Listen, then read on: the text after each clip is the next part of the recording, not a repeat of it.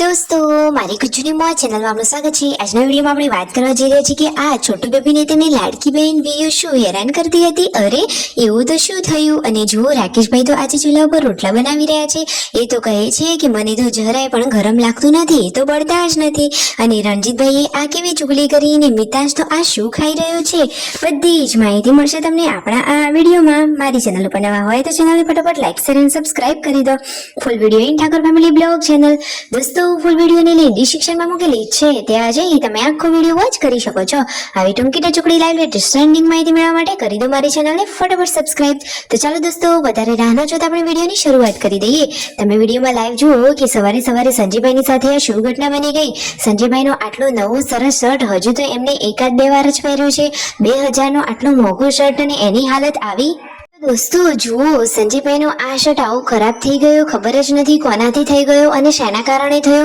બધા જ લોકોને તો પૂછી વળ્યા પરંતુ એમને સરસ એવો કોઈ જવાબ મળ્યો જ નહીં। જુઓ તો ખરા કે પાર્વતી ભાભીને પણ પૂછ્યું, કારણ કે અત્યારે કપડાં પાર્વતી ભાભી ધોઈ રહ્યા છે તો એ કહે છે કે આ શર્ટ તો ધોવામાં આવ્યો જ નથી, હવે ખબર નહીં કયા કારણથી શર્ટ આવું થઈ ગયું। હવે શિલ્પા ભાભી તો ખેતરમાં ચા લેવા પહોંચી ગયા હતા અને ઘરે આવ્યા તો શું સાંજે તેમના મમ્મીએ ચા બનાવી હતી કે નહીં? અરે હજુ તો ચા બનાવવાની બાકી હતી। અને જુઓ ઘરમાં તો બધું કામકાજ ચાલી રહ્યું છે અને જુઓ અહીંયા જમવા માટે બેઠા છે અને યશુ ને રાકેશભાઈ, શિલ્પા ભાભી અને તેમના મમ્મી એટલા જ આજે જમવામાં છે, કારણ કે પાર્વતી ભાભી, પૂનમ ભાભીની લોકો તો ગયા છે બહાર, એટલે કે છોટુ બેબીને હોસ્પિટલે ચેકઅપ માટે લઈને ગયા છે।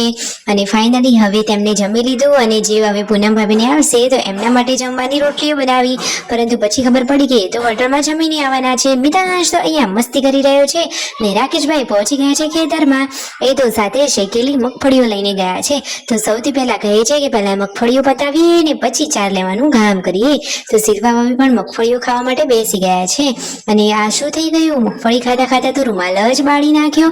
અરે મગફળીઓ એટલી ગરમ શેકેલી હતી કે જે રૂમાલમાં લાવ્યા હતા એ રૂમાલ જ બળી ગયો।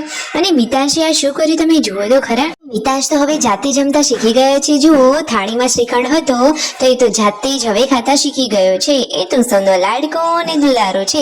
આ બાજુ મમ્મી ભેંસ દોવા બેઠા અને અહીંયા જુઓ રસોઈનું કામકાજ પણ ચાલુ થઈ ગયું અને ચા પણ ઉકાળી રહ્યા છે પાર્વતી ભાભી, એ પણ જગમાં ચા ઉકાળી।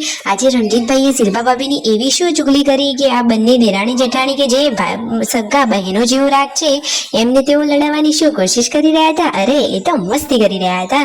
અને મિતાંશ તો આજે તેના પપ્પાની જોડે કેમ નથી જતો અને કેમ રિસાઈ ગયો છે ખબર નહીં, આજે તો એના પપ્પાને જોઈને એ તો રડે છે।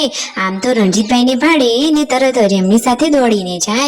આ બાજુ રોટલા બનાવી રહ્યા છે પાર્વતી ભાભી ને જુઓ ત્યાં શેકવા માટે આવી ગયા છે રાકેશભાઈ। રાકેશભાઈ કહે છે કે જુઓ મને તો હાથે બળાતું જ નથી। અને આ બાજુ છોટુ બેબીને પૂનમ ભાભી ખવડાવીને સુડાવતા હતા પરંતુ એ તો રડવા લાગ્યું, તો પછી એમને તો હાથમાં લીધું અને વીયુને કહે છે કે હું વીયુને માથે નથી અડવા દેતી, કારણ કે વીયુ એને પરેશાન કરે। અરે ના, એટલે કે નાનું બાળક હોય, માથું પોચું હોય એટલે થોડું સાચવવું પડે। Like share and subscribe.